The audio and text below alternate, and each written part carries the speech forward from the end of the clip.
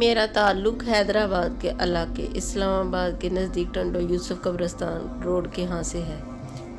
ہمارے علاقے کے ہاں ایک دکان جو بہت پرانی اور قدیم تھی، جو سالوں سے بند پڑی تھی۔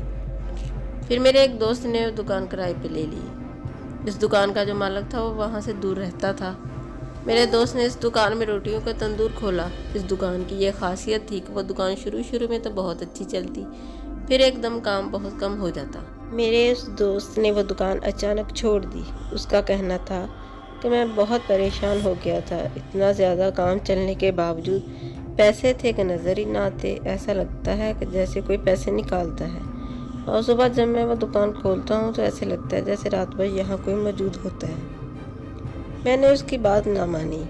اس کے بعد وہ دکان اور کافی لوگوں نے کھولی، پر ہر 2 یا 3 مہینے میں وہ دکان خالی ہو جاتی۔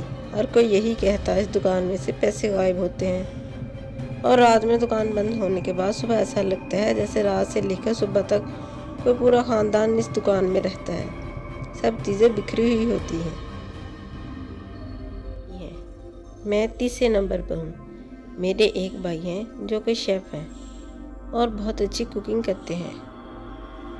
انہوں نے ایک دن مجھ سے کہا، یار آصف، وہ شہر والا پکوان سینٹر تو بہت دور پڑتا ہے، یہ جو اپنے پاس دکان ہے ہم یہ لے لیتے ہیں، ہمارے گھر کے نزدیک ہو جائے گی۔ میں نے بھائی کو صاف منع کر دیا کہ نہیں، یہ دکان ٹھیک نہیں ہے، لیکن بھائی ان باتوں پہ یقین نہ رکھتے تھے۔ بہت منع کرنے کے باوجود بھائی نہیں مانے، اور آخرکار ہم نے وہ دکان لے لی۔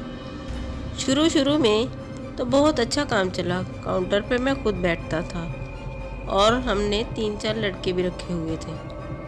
ہم وہاں شادی بیاہ، عقیقہ اور دیگر تقریبات کا کھانا بناتے اور حلیم بریانی بھی بیچتے تھے۔ بہت اچھا کام چل رہا تھا، ہم لوگ بہت خوش تھے کہ ماشاءاللہ کام اچھا چل رہا ہے، مگر گھر جا کر جب حساب کتاب لگاتے تو پیسے بہت کم ہوتے، ہمارے مال کے حساب سے تو بہت کم ہوتے۔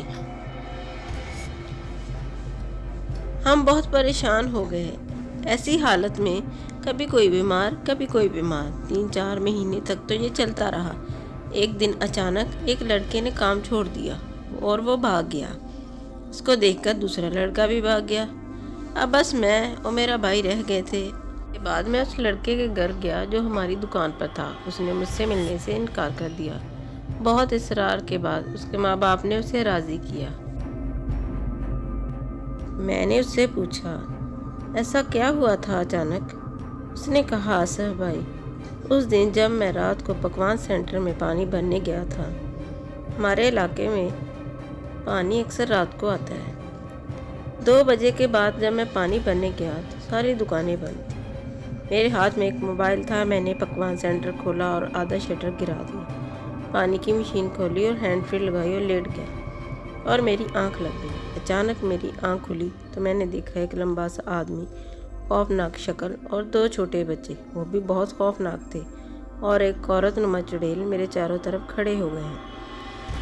اس جنات جیسے آدمی نے میرا گلا پکڑ لیا، میں بہت چیخا چلایا پر آواز میرے حلق سے ہی نہ نکلی۔ اس نے مجھ سے کہا، اگر اپنی نسلیں بچانا چاہتے ہو تو یہاں سے چلے جاؤ، اور یہ بات اپنے مالک کو بھی بول دینا۔ اس نے مجھے بہت مارا اور کہا، اس دکان میں میرا خون ہے، یہ میری دکان ہے، جس نے مجھے مارا ہے اور اس دکان پہ قبضہ کیا ہے اسے تو میں نے مار دیا ہے، اس کے پورے خاندان کو بھی میں نے ختم کر دیا ہے۔ یہ دکان میں نے بہت محنت سے بنائی تھی، یہ میری نہیں رہی تو کسی کی بھی نہیں ہوگی۔ کچھ دیر بعد میری آنکھ کھلی اور میں وہاں سے بھاگ گیا۔ بات سن کر میں تو بہت پریشان ہوا۔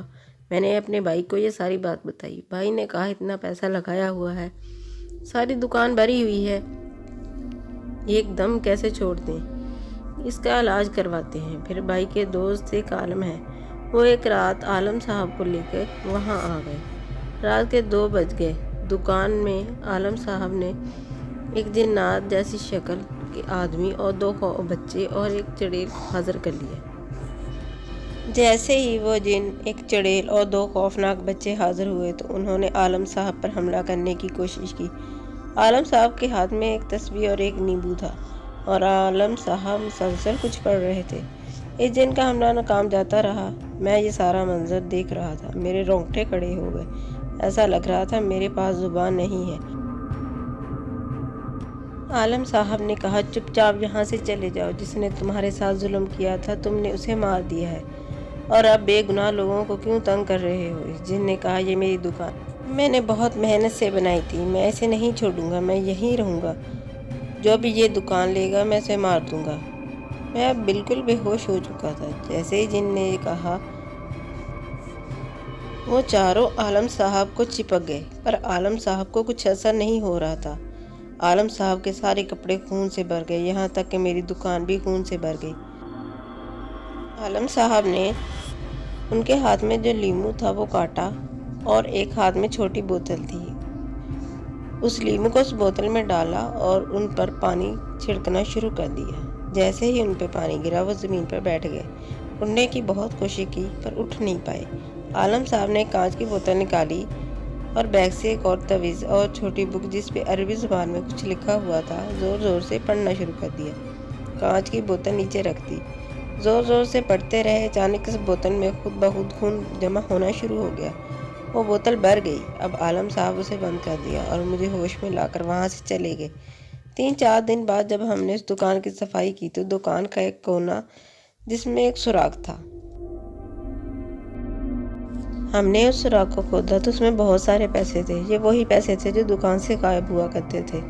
عالم صاحب نے کہا، اسے مسجد میں دے دو، آج اللہ کا شکر ہے ہماری دکان بہت اچھی چلتی ہے۔